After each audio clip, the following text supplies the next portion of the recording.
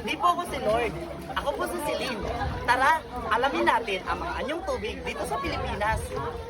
So nandito po tayo ngayon sa Liki.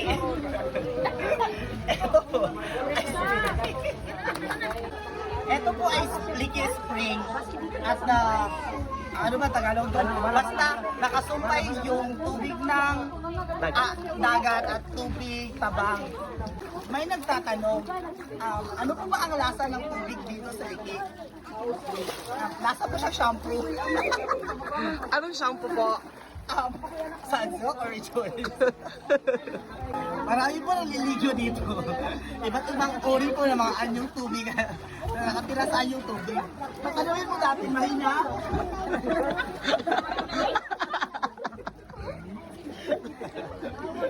At yun lang po ang kwento natin dito sa mga anyong tubig sa Pilipinas. So please support me by sharing my video and not re-uploading it.